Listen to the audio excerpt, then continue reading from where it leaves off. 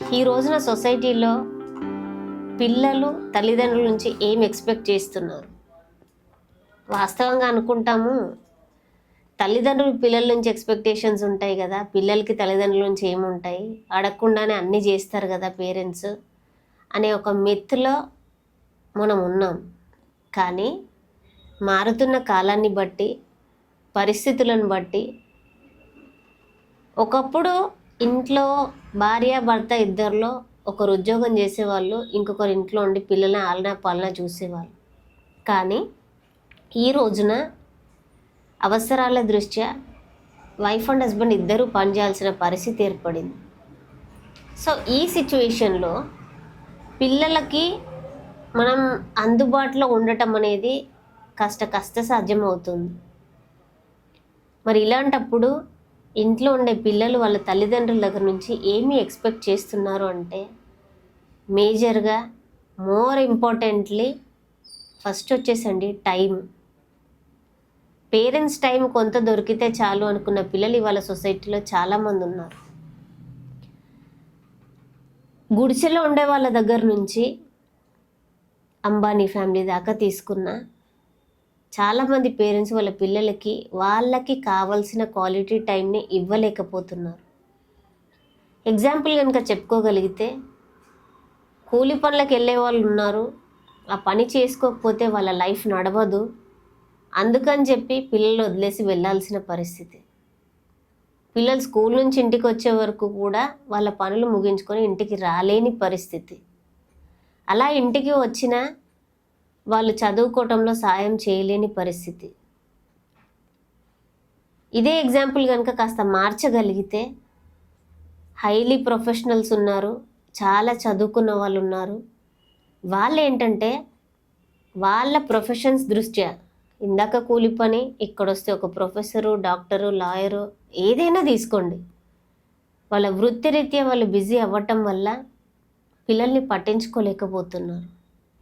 So దీనివల్ల ఏం జరుగుతుందంటే, పిల్లలకి తల్లిదండ్రుల నుంచి కావలసిన ఆలనా పాలన, వీళ్ళకి ఏదో మూమెంటల్గా వచ్చిన సంతోషం, కష్టం, నష్టం, ఏదైనా ఎమోషన్స్ అవ్వనివ్వండి, పేరెంట్స్తో షేర్ చేసుకోవడానికి కావాలనుకున్నప్పుడు పేరెంట్స్ అవైలబిలిటీ లేకపోవటం అనేది చాలా ప్రాబ్లమాటిక్గా మారింది ఈ రోజుల్లో.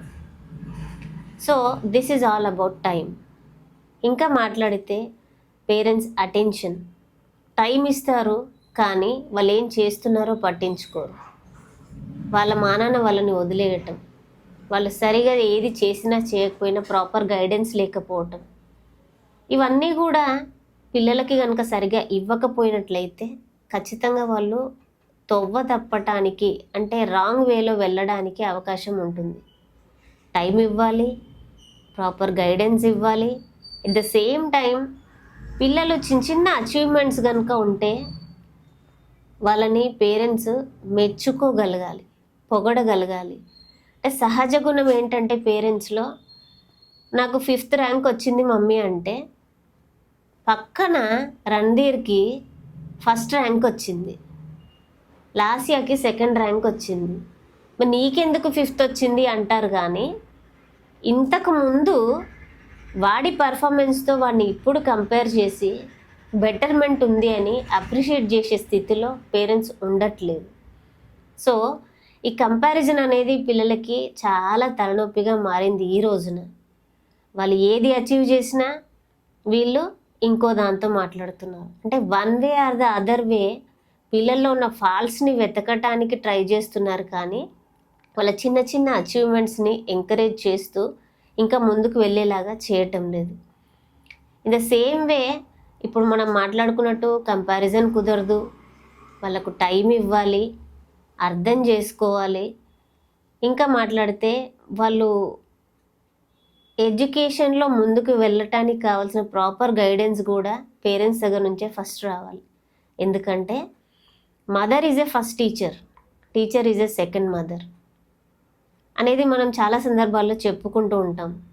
కానీ ఇదే mother in the sense parents are the first teachers, teachers are the second parents.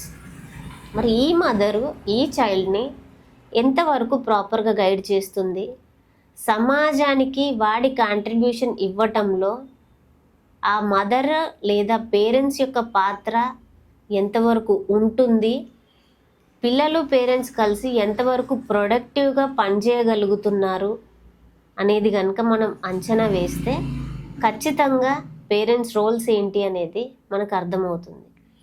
So definitely పిల్లలు పేరెంట్స్ నుంచి కొన్ని ఎక్స్పెక్టేషన్స్తో ఉంటారు. పేరెంట్స్ దాన్ని రీచ్ అవ్వాల్సిన బాధ్యత, అవసరం ఇవాళ సొసైటీలో ఎంతైనా ఉంది. సో నేను ఒక రిక్వెస్ట్గా పేరెంట్స్ అందరికీ చెప్పేది ఏంటంటే, try to understand your children, just give your time to your children and make them happy. Thank you.